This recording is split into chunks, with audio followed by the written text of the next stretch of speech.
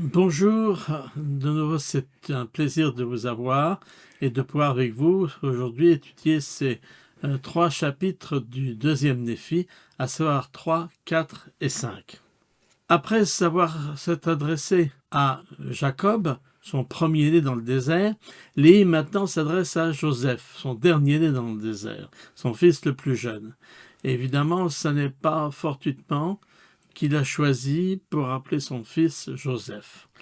En effet, Léhi nous rappelle qu'il est lui-même un descendant de Joseph en Égypte. Nous allons donc suivre en quelque sorte le fil rouge d'un Joseph à l'autre. On peut parler premièrement de ce Joseph, donc le fils plus jeune de Léhi, et le fait qu'il a vécu toutes les expériences difficiles. Il nous dit qu'il les a eues, lui d'abord, Léhi, au jour de sa grande tristesse, et que Jacob et Joseph, ces deux fils nés dans le désert, ont vécu donc les difficultés et les problèmes de toute la famille. Ils les ont partagés. Léhi est donc descendant, nous avait-il appris déjà, de ce Joseph, fils de Jacob, l'un des 12 fils de Jacob, ou Israël, qui, vous vous en souviendrez, dans l'Ancien Testament, a été vendu par ses frères et s'est retrouvé en Égypte. Ça, c'est le deuxième Joseph, donc. Celui-ci est resté plusieurs années en prison, puisque après avoir été le serviteur de Potiphar et tenté par la femme du Potiphar, il s'est retrouvé en prison pendant plusieurs années. Mais grâce à ses dons divinatoires, ce Joseph en Égypte obtient la faveur de Pharaon et il deviendra le second en Égypte après Pharaon lui-même. Résultat de l'expérience, vous le savez, toute la famille de Jacob, donc tous les enfants d'Israël, vont finir en Égypte, puisque toute la contrée est frappée par la famine, sauf l'Égypte qui, grâce à Joseph, a su faire des provisions et peut donc sauver de la famine Jacob et toute sa famille. C'est de là qu'ils s'installeront en Égypte. Mais il y a bien sûr un troisième Joseph, un Joseph dont nous apprenons que déjà, ici, le Joseph en Égypte a eu une vision, puisque les passages de ce troisième chapitre du deuxième Néphi nous citent des textes écrits par Joseph lui-même, le Joseph d'Égypte. Et voilà ce qu'il est rapporté. Car Joseph a témoigné en vérité, donc le Joseph en Égypte, disant « Le Seigneur mon Dieu suscitera un voyant, qui sera un voyant de choix pour le fruit de mes reins. » Oui, Joseph a dit, donc le Joseph en Égypte encore, « Ainsi me dit le Seigneur, je susciterai un voyant de choix du fruit de tes reins, et il sera tenu en haute estime parmi les fruits de tes reins. Et je lui donnerai le commandement d'accomplir pour le fruit de tes reins, ses frères, une œuvre qui aura une grande valeur pour eux, à savoir de les faire parvenir à la connaissance des alliances que j'ai faites avec tes pères. » Nous revenons toujours à ce discours sur l'alliance, à ce chemin des alliances. Ici, bien évidemment, il y a la suggestion des alliances que le Seigneur a contractées avec Abraham et bien sûr avec ses fils, Isaac et Jacob, donc Israël. Et Léhi va citer les prophéties donc, de Joseph d'Égypte, prophéties qu'il a déclarées et prononcées concernant sa postérité. Tandis que Moïse permettra plus tard aux fruits des reins de Juda d'écrire et de prophétiser, ce qui nous donnera la Bible, le fruit des reins de Joseph, en quelque sorte nouveau Moïse, ce fruit des reins, c'est-à-dire Joseph Smith, permettra que les écrits de la postérité de Léhi, descendant de Joseph, parviennent comme une voix de la poussière à sa postérité, c'est-à-dire le livre de Mormon. Rappelons donc que Léhi ainsi qu'Ismaël, qui va l'accompagner avec sa famille, tous deux sont descendants de la tribu de Joseph. Ceci nous amène donc à un point important. Et ici, Elder Russell M. Ballard explique comme vous l'avez sur l'écran, la chose suivante. Le Seigneur préordonna Joseph Smith, père, dont il est parlé dans les Saintes Écritures, à être le père terrestre du prophète, donc Joseph Smith. Joseph d'Égypte prophétisa que le voyant des derniers jours, que Dieu susciterait pour accomplir son œuvre, sera appelé Joseph, ce qu'on vient de lire, donc dans 2e Néphi, au chapitre 3, mais qui est aussi dans la traduction que Joseph Smith donnera de Genèse 50, 33. Il sera donc appelé Joseph comme son père. Moroni, le messager céleste, exhorta le jeune Joseph Smith à aller voir son père après une nuit magnifique d'enseignements sacrés. Selon les paroles de Joseph, ce messager, dit Joseph Smith donc, me commanda d'aller trouver mon père et de lui parler de la vision que j'avais eue. La première vision, la vision de Moroni, et des commandements que j'avais reçus. J'obéis. Je retournai vers mon père dans le champ et lui répétai tout. Il me répondit que cela venait de Dieu, et il me dit d'aller faire ce que le messager me commandait. Donc on a 3, voire 4 Joseph, puisque Joseph Smith porte le même nom que son père, ce qui était également prophétisé. Alors, ici, nous avons un ensemble d'éléments très importants dans la préparation. Nous voyons que rien ne s'est fait par hasard, mais que Joseph Smith est descendant de Joseph en Égypte, de même que Léhi, qu'Ismaël, et que toute cette succession de Joseph, en quelque sorte, comme le jeune Joseph, fils de Léhi, ont été préparés, préordonnés pour accomplir leur mission. Et dans les versets qui suivent, nous avons un certain nombre d'éléments qui caractérisent la mission de Joseph Smith. Et président Brigham Young, à son époque, avait expliqué. Il a été décrété dans les conseils de l'éternité, longtemps avant que les fondations de la terre aient été déposées, qu'il serait, lui, Joseph Smith, l'homme qui, dans la dernière disposition de ce monde, apporterait la parole de Dieu aux hommes et recevrait la plénitude des clés et du pouvoir de la prêtrise du Fils de Dieu. Le Seigneur avait les yeux sur lui et sur son père, et sur le père de son père, et sur leurs ancêtres, jusqu'à Abraham, et d'Abraham au déluge, et du déluge à Enoch, et d'Enoch à Adam. Il a surveillé cette famille et ce sang pendant qu'il circulait depuis sa source jusqu'à la naissance de cet homme. Il a été préordonné dans l'éternité pour gouverner cette dernière dispensation. Donc, Joseph Smith, fils, premier prophète de la dernière dispensation, a été préparé ainsi que tous ceux qui l'ont précédé dans sa lignée pour accomplir sa mission de rétablissement à notre époque. Alors, ceci nous amène au chapitre 4. Et dans ce chapitre 4, nous avons ce qu'il est convenu d'appeler souvent le psaume de Néphi.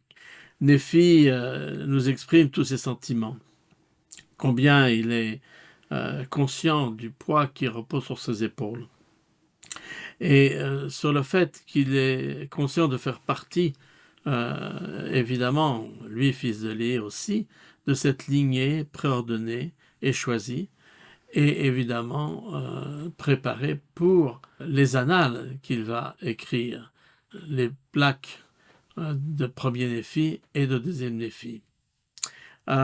Et dans ce psaume de Néphi, qui justement a cette dimension très poétique, nous avons un certain nombre d'éléments intéressants pour nous. Je vous conseille, comme je le conseille dans la lecture des psaumes de la Bible, de lire ce psaume à haute voix. C'est une prière, c'est une sorte de grand poème personnel où il fait part à la fois de ses difficultés, mais aussi de ses espérances et de ses bénédictions et de son engagement. C'est ce que vous avez dans ce tableau, où vous avez d'abord l'expression de Néphi quant à sa tristesse pour ses propres péchés. Il s'accuse beaucoup de manquements, d'erreurs, de manque d'engagement, ce qui évidemment nous étonne, parce que le reste des livres de premier et deuxième Néphi nous montre un Néphi qui semble toujours sûr de lui. Or là, nous avons, je dirais, l'autre face qui est évidemment commune à tout à chacun, à savoir que il y a la force de caractère, la foi, l'expression de l'engagement, mais il y a aussi les moments de déprime, de difficulté ou de doute. Et puis dans la deuxième partie, les versets 20 à 25, là, Néphi énumère les bénédictions qu'il a reçues. Souvenons-nous de ces tendres miséricordes qu'il constate, dont il est conscient et qu'il l'incite également à écrire. Et puis les versets 26 à 29, nous avons de la part de Néphi un engagement à s'améliorer. Il veut lui-même être à la hauteur de ce que le Seigneur attend de lui. Tandis qu'il disait qu'il était encerclé par les tentations et les péchés, dans cette première partie, il rappelle aussi au verset 25 que ses yeux ont vu de grandes choses, tellement grandes d'ailleurs qu'il ne va pas tout écrire. Mais il est conscient d'avoir eu beaucoup de bénédictions. Et puis au verset 30, nous voyons qu'il dit ceci: « Au Seigneur, je te louerai à jamais. Oui, mon âme se réjouira à cause de toi, mon Dieu, rocher de mon salut. » Il s'est exhorté au verset 28, « Éveille-toi, mon âme, ne languis plus dans le péché. » Donc cette résolution à s'améliorer, à faire de mieux et à placer sa confiance en Dieu. C'est l'essentiel de ce chapitre 4, de ce psaume de Néphi, que de vouloir s'améliorer. Et nous arrivons donc au chapitre suivant, le chapitre 5. Ce chapitre 5 est un moment important dans l'histoire de la famille et du peuple de Léhi, puisque ça va déterminer beaucoup des éléments qui vont suivre tout au long de notre étude du livre de Mormon. En effet, Néphi reçoit le commandement de partir. Il va donc emmener avec lui sa propre famille et tous ceux qui sont prêts à le suivre. Donc ses deux frères, Jacob et Joseph et leur famille, mais aussi la famille de Zoram, la famille de Sam, bien sûr, son frère aîné, et d'autres sans doute qui ne sont pas nommés, mais qui sont prêts à suivre Néphi. Ils vont partir, ils vont s'éloigner, ils vont se séparer donc de la famille de Laman et Lemuel.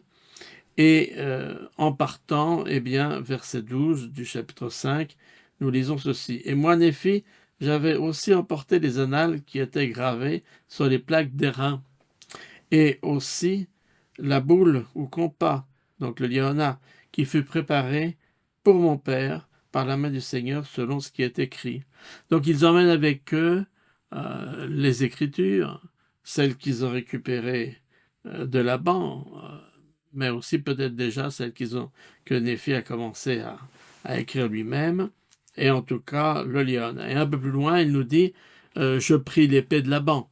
C'est grâce au modèle de cette épée qu'il va pouvoir en fabriquer d'autres, et ces épées vont leur servir à se défendre. Et un peu plus loin, lorsqu'ils se sont installés, après être partis, avoir marché pendant de nombreux kilomètres sans doute, j'enseignais à mon peuple à construire des bâtiments. Et l'un des premiers bâtiments qui va être construit, c'est un temple. Un temple selon le modèle du temple de Salomon. Alors, certes, il n'est pas fait des mêmes éléments, puisque le temple de Salomon brillait par sa beauté, sa magnificence, et n'ont pas tout à fait les mêmes matériaux à leur disposition. Mais cependant, verset 16, « Et moi, Néphi, je construisis un temple, et je le construisis à la manière du temple de Salomon. » Et lorsqu'ils se sont séparés, les Néphites ont voulu faire de Néphi leur roi.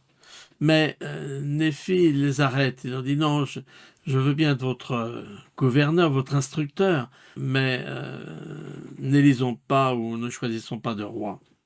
Et c'est ce qui va se passer. Et d'ailleurs, également, plus tard, ses frères Jacob et Joseph sont eux aussi ordonnés comme instructeurs et prêtres hein. Donc cela prépare évidemment l'avenir de ces deux frères de Néphi dans le rôle qu'ils joueront bien rapidement. Alors, cette séparation va avoir des conséquences. Néphi nous dit que, à cause de la malédiction qui va tomber sur les Lamanites, qui évidemment se détournent complètement de la parole du Seigneur, ils vont devenir un peuple indolent, verset 24, plein de malfaisance et d'astuces. On sait que ça va être un petit peu les conséquences, du moins dans un premier temps, des Lamanites. En revanche, dans le cas des Néphites, voilà ce qu'il nous en dit. Et il arriva que nous vécûmes selon la voie du bonheur. C'est une sorte de sortie de Babylone pour eux, hein. Ils vont partir de la méchanceté qui va être adoptée par les Lamanites pour connaître une période de bonheur. Et 30 années étaient passées depuis le moment où nous avions quitté Jérusalem, donc c'est là où nous en sommes. Exemple pour nous, encore une fois, que ceux qui restent fidèles à leurs engagements et à leurs alliances vont prospérer dans le pays. Et c'est ce que nous sommes invités à faire aussi, rester fidèles à nos alliances pour pouvoir prospérer à notre tour spirituellement, ce qui est notre conséquence et notre promesse.